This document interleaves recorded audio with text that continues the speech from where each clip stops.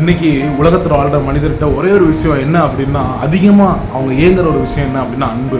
அப்போ அன்பு அப்படின்றது நம்முடைய மனுஷனுடைய எல்லாரோட இயல்பாகவும் இருக்குது. அப்போ இன்னைக்கு அந்த அன்பை நம்ம செலுத்துகிறோம், ஒவ்வொருவரையும் நம்ம நேசிக்கிறோமா? இன்னைக்கு பார்த்தோம் அப்படின்னா நம்ம குறிப்பிட்ட ஒரு நம்மளோட நல்ல அன்பாக இருப்போம், ஆனால் மற்ற நபர்களோடு அப்படி இருக்க மாட்டோம். அந்த அன்பு அவங்கள்ட்ட வெளிப்படாது. இவங்கள்ட்ட ஒரு விதமாக நம்ம பேசுவோம், அந்த அவங்கள்ட்ட போகும்பொழுது அந்த அளவுக்கு அந்த அன்பு என்ன பண்ணாது, வெளியே வராது. இப்போ தாய் தகப்பனை நம்ம நேசிக்கிற அளவு மற்ற ஒரு நபர்கள் வெளியே பார்க்குறப்போ அவங்க நேசிப்போமான கிடையாது. அப்போ அதே போல தான் அந்த அன்பு எப்படி இருக்கணுமா, அன்புக்கு பொறாமை இல்லை, அன்புக்கு தற்போது இப்படி அன்பை குறித்து அதிகமாக அன்பு எப்படிப்பட்டது அப்படின்றது 1 கொரிந்தியர் 13ஆம் அதிகாரத்தில் இன்னும் பைபிளில் ஏகப்பட்ட இடங்களில் சொல்லப்பட்டிருக்கு. அதில் நேற்று வாசிக்கும் போது 1 கொரிந்தியர் 13ஆம் அதிகாரத்திலேருந்து தேவன் என்னோட கூட பேசினார்.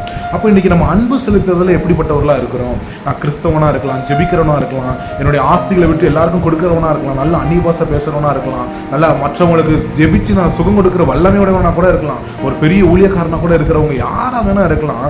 அன்பு எனக்கு இராவிட்டால் என் இடத்துல ஒன்றுமே இல்லை, நான் இயேசுவின் பிள்ளை அங்கே இருப்பதற்கே தகுதி இல்லைன்றது தான் அர்த்தம்.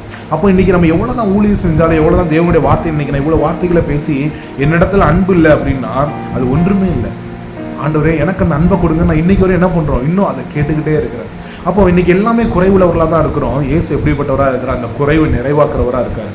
அப்போ இன்றைக்கி கூட அந்த அன்பில் நான் குறைவுபட்டுருக்கிறேன்னு நீங்கள் உணர்ந்தீங்க அப்படின்னா, நான் நல்லா ஜெபிக்கிறேன், ஆனால் ஒருத்தரை பார்த்தா எனக்கு அந்த வெறுப்பு இருக்குது, என்கிட்ட அவங்க பேச வந்தாலே எனக்கு கோபம் வருது, அவங்கள்ட்ட எனக்கு பேசவே பிடிக்கல, ஆனால் இயேசு எல்லாத்தையும் நம்ம சொல்கிறார், எல்லாத்தையும் நேசிக்கிறார்.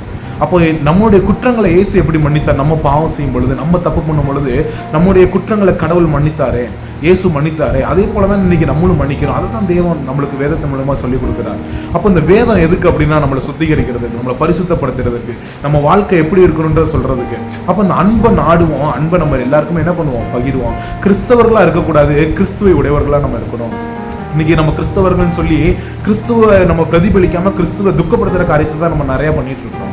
அப்போ இன்றைக்கி நம்ம கிறிஸ்தவர்களாக இருக்கிறது பிரச்சனை இல்லை, கிறிஸ்துவுக்குள்ளாக இருந்து கிறிஸ்துவ வெளிப்படுத்துறவர்களாக இருக்கும் பொழுது தான், அதை கிறிஸ்துவ அறியாத பார்க்கும் பொழுது இவனுக்குள்ளே இயேசு இருக்கிறார், இயேசுவை போல சுபாவம் இவனுக்குள்ளே உண்டு, இவன் நல்ல ஒரு கேரக்டர், இப்படி ஒரு கேரக்டருடைய அவன் பைபிள் படிக்கிறான், இப்படி இருக்கிறான்றது மற்றவங்க நம்ம சொல்லணும். இன்னைக்கு ஏன்னா மதத்தை பரப்புறாங்க அப்படின்னு சொல்லி நிறைய பேர் சொல்கிறாங்க. ஆனால் அப்படி இல்லை, நம்மளுடைய நடக்க, நம்முடைய பேச்சு இதெல்லாம் பார்க்கும் பொழுதே இவனுக்குள்ளே இருக்கிற இயேசு அது, இவங்க கிறிஸ்தவர்கள் இப்படி தான் இருப்பாங்க, கிறிஸ்துவை அவங்க எப்போதுமே வெளிப்படுத்தவர்களாக இருப்பாங்கன்ற அந்த சாட்சியை பற்றி நம்ம வாழும் பொழுது தான் இன்னைக்கு எவ்வளோ பேர் கிறிஸ்துவை கேலி பண்ணி பேசுறது வலைத்தளங்களில், இன்னைக்கு யூடியூப்ல எவ்வளோ பார்க்குறோம். அதுக்கு மத்தியில் நம்ம ஒழுங்காக இருந்தோம் அப்படின்னா அந்த மாதிரி விஷயங்கள்லாம் வரவே வராது.